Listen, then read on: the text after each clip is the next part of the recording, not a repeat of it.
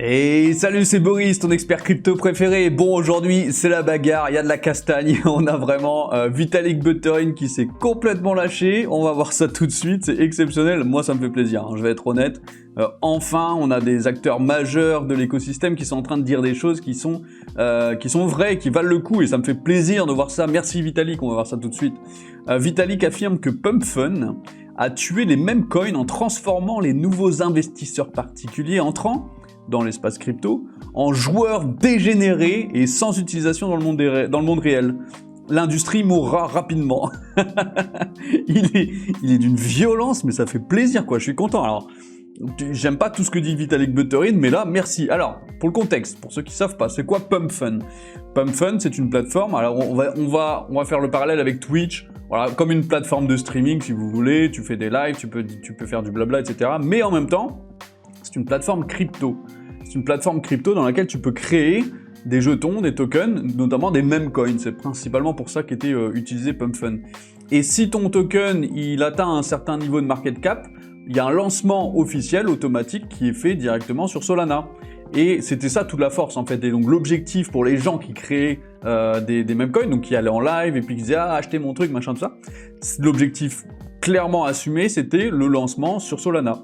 Et donc ce qui se passait, c'est que, évidemment, il y a eu des excès catastrophiques, des gens qui faisaient des rugs en live, c'est-à-dire qui cliquaient sur le bouton et qui arnaquaient tout le monde directement en live devant tout le monde, quoi.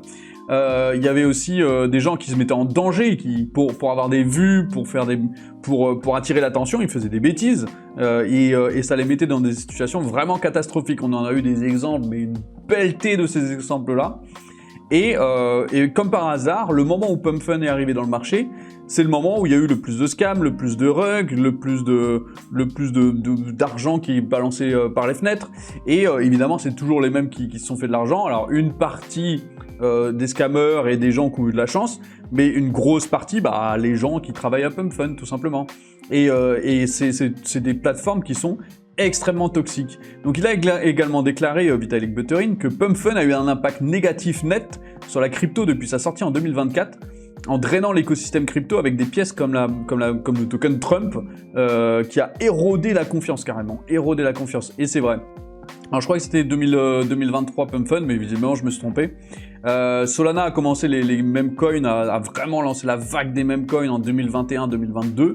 Et c'est en 2024 où là ça a fini d'achever l'univers crypto, parce qu'il y a beaucoup de gens qui ont porté leurs espoirs sur PumpFun en se disant il y a sûrement un truc à faire, qui ont balancé énormément d'argent et l'argent est allé toujours au même gars, et ça a été très très frustrant pour eux, ça a été extrêmement frustrant pour eux.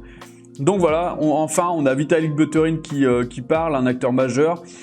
Comment ça va évoluer? Alors moi c'est la question, c'est que mon avis a un petit peu tranché, c'est que c'est nécessaire pour l'écosystème. C'est nécessaire qu'il y ait des mecs qui se prennent des claques, c'est nécessaire qu'il y ait des scams, c'est nécessaire qu'il y ait des choses catastrophiques qui se passent. Je ne dis pas que c'est bien, je ne dis pas qu'il faut que ça arrive. Si on pouvait se développer sans que ça arrive, je serais très content. Mais c'était obligé que ça arrive parce qu'on est dans un marché qui est complètement dérégulé, et ce genre de choses permet vraiment de voir un petit peu les limites et de voir comment ça va se passer. Et après, c'est le darwinisme, c'est qui va survivre, qui va se développer, qui va évoluer, qui va s'adapter. Et avec le darwinisme, on va avoir potentiellement des projets qui vont évoluer. Alors, et moi, je pense, à titre personnel, qu'à un moment, et j'ai hâte que ça arrive, les gens vont se dire, si je dois investir dans la crypto, je dois faire des recherches. Et ça, c'est un gros problème parce que personne ne fait des recherches. Je fais des vidéos enfin tous les jours il y a des vidéos sur des sujets vraiment hyper intéressants. Ça n'intéresse personne. Alors oui, ça intéresse personne aussi parce que c'est du format quotidien, journalier, il n'y a pas de montage, et où des fois il y a des éditations, des des machins, d'accord, comme ça. Mais il y a aussi le fait que je ferais plus de vues aujourd'hui s'il y avait un marché de gens qui étaient intéressés par aller plus loin, aller creuser un petit peu. J'ai moi-même creusé à une époque sur le marché des dérivés. Qui c'est ici qui peut me dire comment ça marche le marché des dérivés? Je pense pas qu'il y en a peut-être 2 ou 3 parmi vous. Alors, sur une centaine de vues, il y aura 2 ou 3 personnes, grand maximum. Et je pourrais faire une vidéo hyper longue sur le marché des dérivés. mais ça ne va intéresser personne, ça ne fera pas de vues. Pourquoi ça fera pas de vues? Parce que les gens veulent de l'argent facile et rapide. Or, ceux qui s'intéressent au marché des dérivés, comme moi, ont très vite compris l'impact de Hyperliquide sur le monde réel, dans le marché réel, dans le marché de la finance traditionnelle. L'impact d'Hyperliquide est très puissant, et je le sais parce que j'ai étudié le marché des dérivés et que j'ai vu concrètement ce que j'attendais depuis des années, et je l'attendais sur d'autres projets, mais c'est arrivé sur Hyperliquide. Et c'est pour ça que je suis bullish sur Hyperliquide, parce que j'ai des connaissances profondes sur le enfin profondes, ça va encore, mais sur le marché des dérivés que vous, probablement, en tout cas, vous n'avez pas. Peut-être que j'espère que parmi vous, il y a des gens qui connaissent mieux que moi, mais en tout cas, la plupart ne savent pas. Et donc, ces connaissances-là, c'est ça qui vous donne les armes pour pouvoir bien investir. Et c'est là que c'est important, et je pense que le marché va devoir évoluer dans ce sens-là. Et il est déjà en train de le faire. Tous les gens, tous les retail, les petits porteurs qui ont abandonné parce qu'ils ne savent pas qu'il y a un monde, il y a quelque chose à creuser, il y a un écosystème à creuser. Et vous pouvez me citer combien de projets sur Hyperliquide? Alors, même moi, hein, mais à culpa, je peux pas citer beaucoup de projets sur Hyperliquide. Mais je vais creuser de toute façon, là, j'ai d'autres choses à faire, mais dès que je reviens, je creuse et je vais vous parler d'Hyperliquide. Je vais vous faire un petit résumé de tous les projets de l'écosystème. Vous allez voir, c'est lunaire, c'est hallucinant le nombre de projets qu'il peut y avoir sur Hyperliquide. Certains ont des tokens dont d'autres n'en ont pas, et ceux qui ont des tokens ont un potentiel de hausse qui va être colossal. Donc voilà, ma théorie, c'est juste armez-vous, apprenez, allez creuser un petit peu, parce que c'est là que vous allez pouvoir comprendre pourquoi le marché il est en train d'évoluer. Ce que je dis sur Hyperliquide depuis des semaines là, ça se voit dans les courbes, mais je le savais parce que comme j'ai la connaissance, je peux comprendre ce qui se passe sur les marchés avant tout le monde.